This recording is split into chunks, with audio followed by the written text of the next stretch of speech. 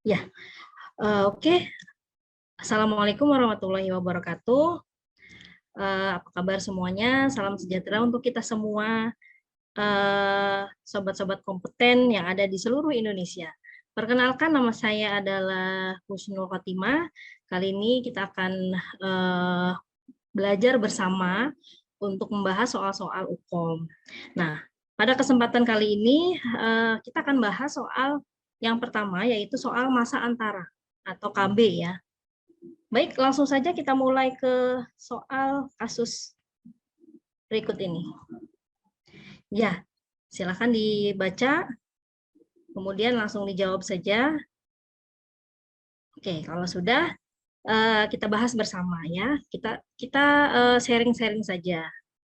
Baik, di sini di kasus disebutkan bahwa seorang perempuan umur 27 tahun, B2A0, datang ke PMB untuk berkonsultasi tentang kontrasepsi. Hasil anamnesisnya nifas 6 minggu, ingin menunda kehamilan, ibu menyusui secara eksklusif dan belum haid.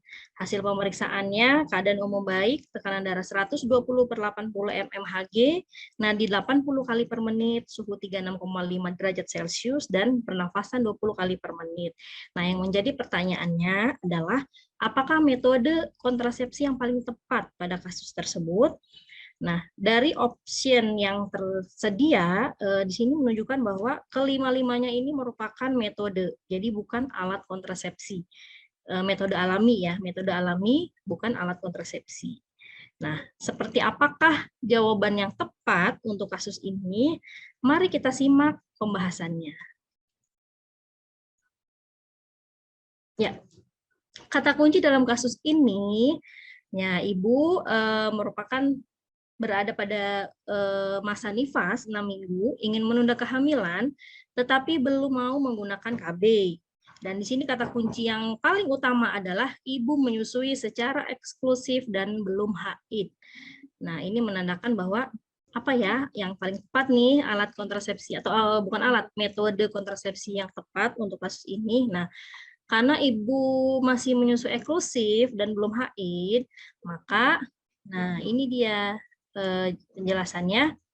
Maka metode kontrasepsi yang paling tepat adalah metode amenorelaktasi ya.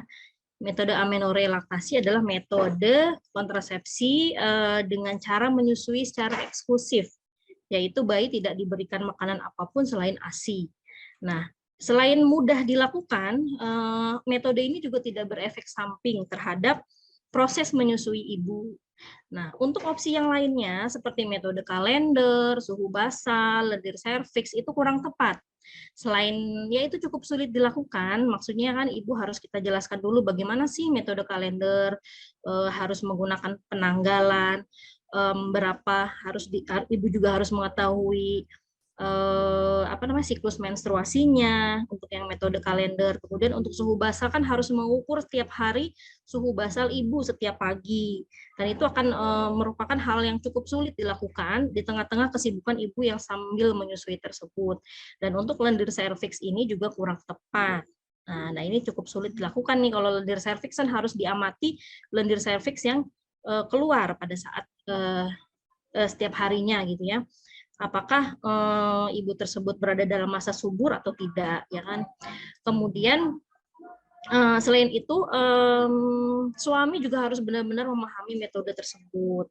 Nah, jika metode yang tiga ini ya, metode kalender, suhu basal, lendir serviks itu dilakukan yang dengan pemahaman ibu yang kurang dan suami ibu yang kurang, maka angka kegagalannya akan cukup tinggi. Nah, kemudian ada lagi opsi yang lainnya yaitu metode coitus interruptus. Ini juga membutuhkan kerjasama yang baik antara ibu dan suami ya.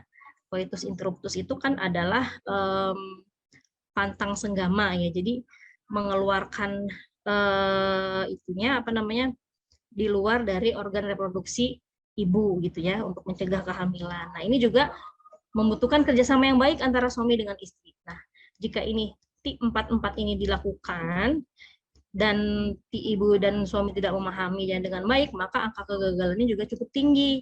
Nah, maka dari kelima metode kontrasepsi alami tersebut, jawaban yang paling tepat adalah